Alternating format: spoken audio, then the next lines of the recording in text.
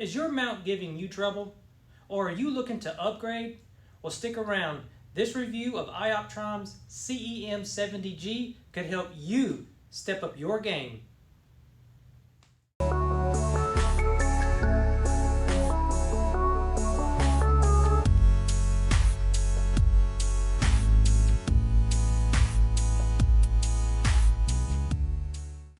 So full disclosure here, Agena Astro did not send this mount for review. I paid for this mount with my own money. However, I do have an affiliate link with Agena Astro. The link is located in the description down below. It's also located in the link tree. Please use it. It's free to use. It's an easy way to show your support and to help our channel grow by offsetting some of these costs, and will allow us to keep reviewing products and producing these videos. This is the iOptron CEM70G, the center balanced equatorial mount. But this mount is well built, very high quality. We've had this mount for going on a little over a month, and we've probably put close to 20 hours of imaging time on this mount, and just absolutely love it. Just excited about this mount, very excited. But let's get into the meat and potatoes of this mount. All right, let's start off with the onboard guiding system, the G portion of that CEM70G. So the auto guider, the eye guider, is on board mounted in the housing, and it comes with a real nice metal cover, so you can cover it up when you're not using it. It is a 120 millimeter focal length. It's a 1/3 chip size. It's 1.2 megapixel, and the resolution is 1280 by 960, and it's on board here. So, which is really nice. It's included into the mount. Just a real nice feature, unlike the previous versions where you had to buy the iOptron eye guider and it mounted off to the side here. It's real nice. It's on board.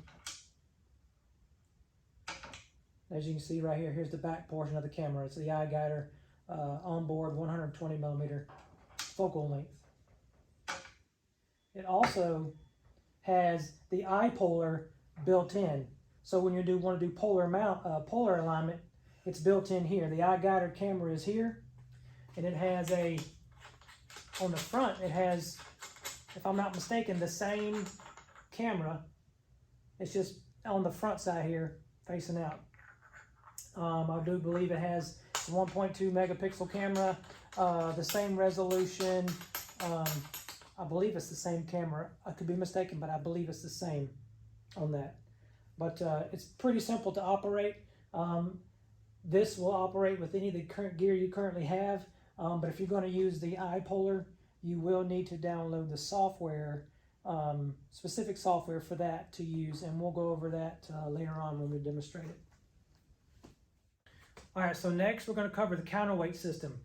The counterweight shaft is like every other counterweight shaft, except this one is really heavy duty. It unscrews. It's really nice. It's real thick. It's real heavy. Just like every other design anyway, as far as like every other counterweight shaft that I've seen. But this one's really nice, smooth. Please take in consideration when you don't have any counterweights on this, this is really heavy. So if you don't have the counterweight shaft on this mount, if you were to take this off, this is really heavy. It's going to flop over and it could damage the gears. So please pay particular close attention to when you have the gear unlocked and you don't have the shaft on, at least the shaft. It could flop over and hurt your fingers, hurt yourself, or damage the equipment. But most important thing is this shaft is 28 millimeters. And it's a step up from the AVX mount which is 20 millimeters. So your counterweights from this rig will not work on this rig, and I ran into that. It only came with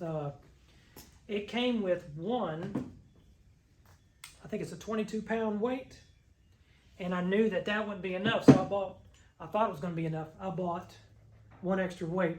It turns out that that's not enough weight for my Celestron 11-inch RASA. So if you've seen pictures of my rig, I'm using, until I can get some other weights in, I'm using the workout weights. They are the regular old style plastic covered cement workout weights. However, the diameter of the hole is exactly the same as what those are. So I use 2 of those, and it's been working out for me. It's not the right thing to do, but it will work if you get it just right. So just kind of food for thought there, because those things are expensive. That's pretty much it as far as the counterweight system goes. Just be real careful and mindful that if you release the clutch, you need to make sure you have your hand on the bar, or at least this bar here, because it will flop over and damage the equipment, and you don't want that. All right, let's cover the altitude adjustment now. So that is accomplished by using the provided Allen key, and it's stored right here alongside the mount. And what we do is, it's got 2 locking screws, one on either side, in the exact same place. One here, you just loosen it a 1/4 of a turn, and you do the same on the opposite side, loosen it a 1/4 of a turn, and then you got your adjustment knob right here. And as on the front, it's labeled in degrees, and it's individual markers right here. By individual degree marking, you got a little marker here, and as on the front. So I know that I'm at 34 degrees here now, and if it's at 32, and I need to go to 34, and I don't want to look over here and turn it at the same time, I can look right here on this front knob, and I can adjust it the 2 degrees that's on this front knob. I can turn it by hand and then look, or if it's too much weight, or if it's too tight and you didn't loosen enough, you can always, it's got these holes pre-drilled in here.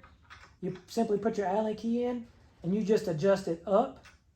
This is taking the mount up, or you adjust the mount down.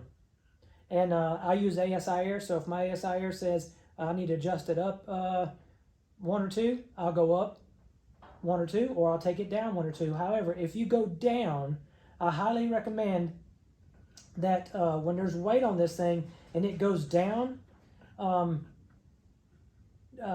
down past the amount. So if it tells you to go down 6, whatever, if you're using the onboard system or using ASI AIR and it tells you to go down 6, go down 7 or go down 8. Let it stabilize and then go back up. I have found out, because if you just saw that, once you turn that knob, there's some gear meshing going on from in between down and up, and it's going to throw you off a little bit. So I just have always learned, and I've seen some other videos where individuals are adjusting it down and then locking it down.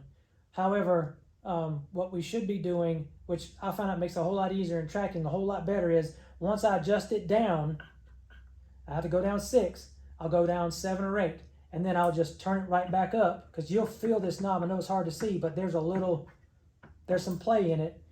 And then just start going back up real slow till you get to that marker where you need to be. So if you needed to go 6, you're at 6. And then simply tighten it back down. Put your Allen key back where it goes. Now I noticed that when I'm using my ASI AIR, that if it told me to go down or up 1 or 2, and whichever way I went, when I lock this down, it changes a little bit. So let's just say that I got it right on, I was at a 1/2 arc second, and I tighten it down, it's going to go up or down. This one, I think has been, for me, it's been adding about 2/10, 3/10, 4/10 of a second. So if it's at 0.07 and I tighten it down, now I'm at 0.10 or I'm at 0.15. It's not that big of a deal, but it does change it just a little bit, so keep that in mind when you're adjusting it. All right, so now we're going to cover the azimuth. So iOptron, in this particular mount, has got a really cool adjustment here, and it's labeled in degrees. It's really hard to see here, but it's 0 to 6 on either side of the scale. So if you've got it set up as close to polar aligned as you can, and you need to adjust it to the left or to the right, you simply either loosen the left side and tighten the right side, and it'll drive the mount to the right. That's 2 degrees. It says it right there, 2 degrees. So if the ASI AIR or whatever particular program you're using says you need to adjust it to the right 2 degrees, you can get it pretty much in the ballpark by adjusting it by the numbers here. This is a great feature. It really is great. I like it. I like it a lot. The only complaint that I would have is that I am truly an amateur when it comes to this, and my AVX mount has a lot of leeway here. So this can only go a total span, 6 in one direction, 6 in the other direction, whereas the AVS mount, its controls would probably go 10 degrees in either direction or even more. It has a lot of leeway to turn left and right. Now, I know that we're supposed to know how to set it down and get it pretty much straight, but if it's a little off, then it's difficult. It's difficult to get this back to where it needs to be, and you may run out of adjustment room, and I have. I've run out of adjustment room. I thought I set it up. I thought I had it pretty close, and it told me I had to keep adjusting, and I adjusted it. It said kept going, and I ended up running out of room. And I thought, well, I've run out of room, and I don't have any more room, and I'm going to have to reposition my scope and turn it. If you ever get to that point, don't reposition your scope. Don't change anything. You can simply leave it where it's at, hold on to your scope, and grab the clutch here. See if I can back out just a little bit.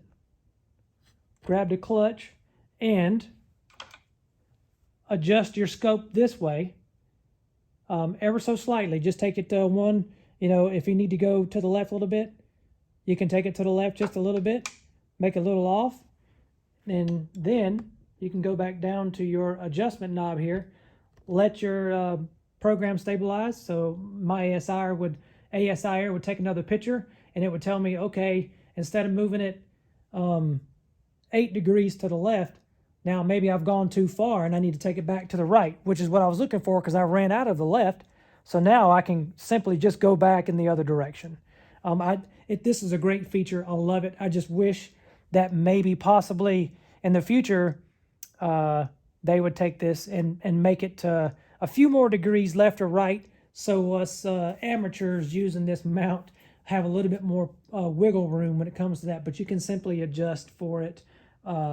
You can adjust for what you're off by simply adjusting your declination gear switch, just like that. All right, one of the very cool features of this mount is that all of the cabling and power requirements are routed through this mount. So that takes away all that crazy cable management and all the dangling wires. So basically you've got a 12 volt power in for the mount itself, and when you turn that on, it powers everything up. If you want to use these additional power ports, there's additional features for here and additional power here. There's some USB 2s and USB 3 power ports here, additional 2 additional power ports here, and a power in here. Currently what I use is I just use the power cable.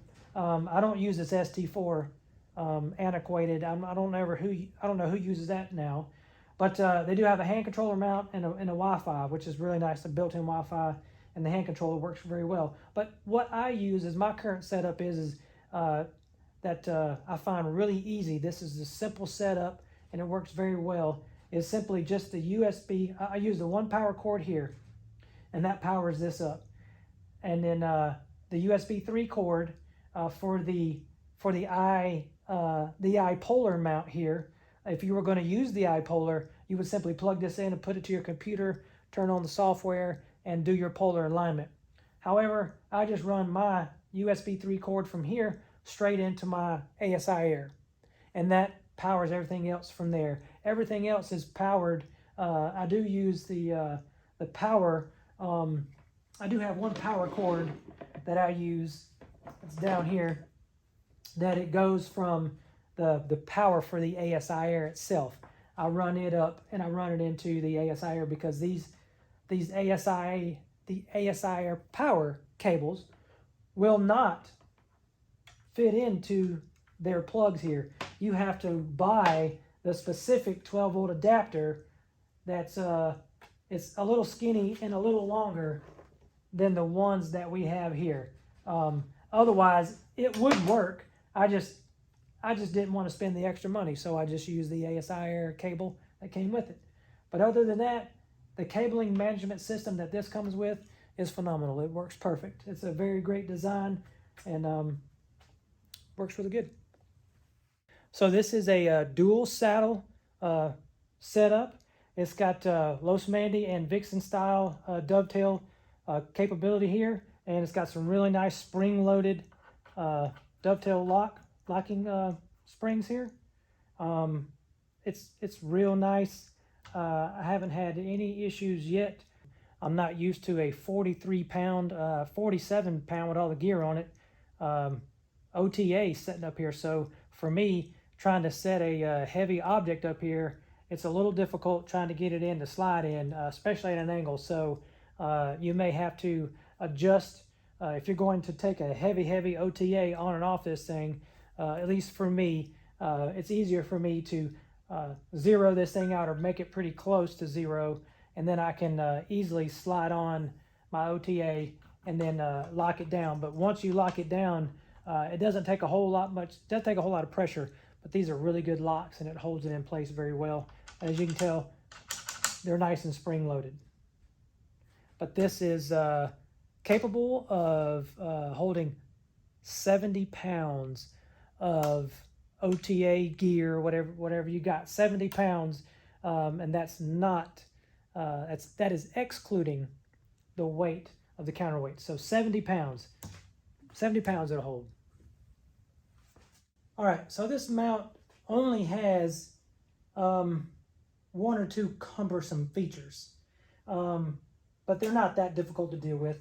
But one of the cumbersome features is the way that this mount, the way it mounts to a tripod or pier. And it has two mounting screws that go down through the housing, and you access those screws with this same key that you use to adjust your mount. And you simply just stick it down in this hole right here, and then you locate it, and then if you were sticking it on, you just put it on and then you tighten it down. But you can also loosen it the same way. But what I did find is that this is a 6mm Allen key, and if you have one of those 6mm Allen keys that are on a 3/8 ratchet or even a 1/4-inch drive, that it'll fit right down through here, and then you can put it down like this, and then you can use it that way and tighten it or loosen it that way. But if you're doing it like this, you're only going to get a 1/4 of a turn every time in the same way. So that is one cumbersome thing, but it's not a deal breaker. So just something to be aware if you're going to take it on or put it off on a tripod, because it'll take you a little bit of time to get it on and then a little time to get it off. The right ascension gear switch, pretty simple. It just twists, and it's real smooth operation here. Smooth in either direction all the way around. Just make sure you have your counterweights on if you've got a really heavy scope on there, because it will fling over on you. But I recommend slowing down and come into a complete stop before you go to lock it back, because if you're going any faster than when I was just going, you may catch a gear while it stops, and you'll definitely notice it when you do that. It's not good for it. But the declination gear switch, clutch, however you want to call it, is the same, and it's smooth. It's very smooth throughout the entire rotation. Very nice, very high quality. This is the best mount I've ever had right here. This is really, really, really nice, and it locks back just the same. If you were to need to, there's no alignment marks. There's no alignment marks on here to get your RA and your deck exactly right. So what you could do to get it close, if you're not sure, you can eyeball it. You can very carefully line it back up with your Allen key here. And once your Allen key goes all the way through, just kind of keep it in that area. Then you can lock it back. That's pretty much the same way. And you can take it to where your eye guider port is almost level flush with either side. But this, on the right hand side, it's got a nice flat spot over here. Pretty much get it straight doing that. So this mount does, it doesn't come with a great place. It comes with a great hand controller. This is one of the best hand controllers I've seen. iOptron really makes great equipment. However, when they designed this thing, they didn't have a nice place to hang this, a mount to store it. So what I do is I just hang it on a declination knob there, just like that, and I let it sit there. Some people just lay it on the ground or lay it on their tray, but however, I just let mine sit right there. I'm not going to go through all the different settings that this thing has, but there's a tremendous amount more settings and more options that iOptron has versus the AVX mount that I showed you earlier. There's this thing is pretty nice, but what I will demonstrate for you, it's pretty simple. If you're going to park your scope, all you have to do is just hit the park button, and it'll park itself.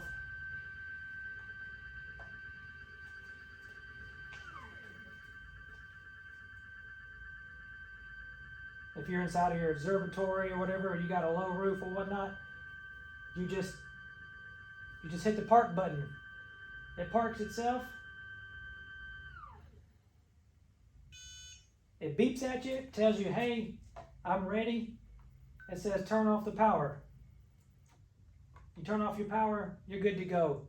You leave it like it is. You come back the next day, you turn it on, wait for it to power up and beep at you. It says basically, I'm awake, I'm ready to go. And you're just gonna scroll through your settings, go to your 0 position.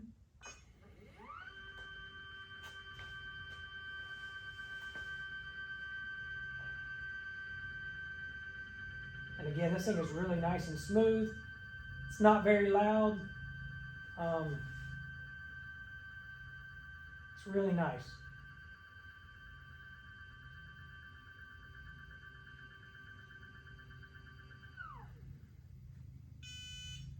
That's pretty much it.